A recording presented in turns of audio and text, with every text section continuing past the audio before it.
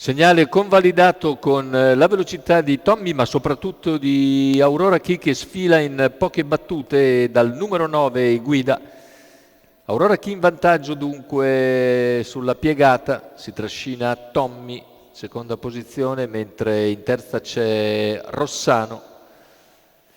Più indietro Dolce Stella, poi via via gli altri a seguire, anche abbastanza lontani, non a 20 ma a 40 metri gli ultimi.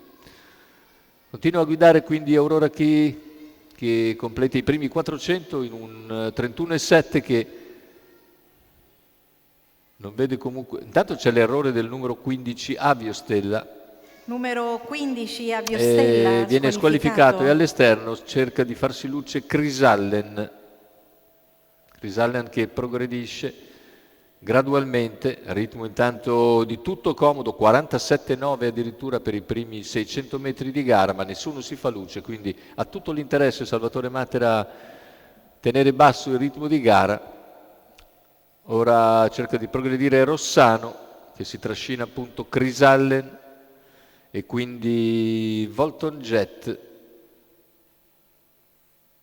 anche Amore Stecca, percorsi esterni. Siamo intanto all'altezza del primo chilometro, 1:18,6, ha fatto i propri comodi fin qui Aurora Key. Rossano prova ad andare al suo esterno, a contatto si mantiene Tommy, i cavalli del secondo nastro non riescono a farsi luce,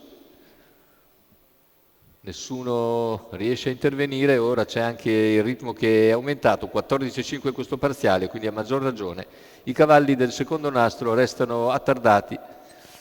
Aurora Key può tranquillamente guidare, Rossano coraggiosamente al suo esterno, Tommy in seconda posizione lungo la corda, poi c'è una frattura con gli altri che seguono ma faticano a progredire, 400 alla conclusione con situazione invariata, anche Rossano deve lasciare la presa, si accoda terzo, mentre Aurora Key e Tommy sono nettamente avanti a tutti. Aurora Key non si lascia avvicinare, entra nettamente in testa e addirittura d'arrivo. Aurora Key ha tre lunghezze di margine abbondanti su Tommy. Aurora Key nel finale viene a concludere, domina questo handicap finale. Secondo posto per Tommy, al terzo, chiude all'interno Dolce Stella. Tutto lo start dunque.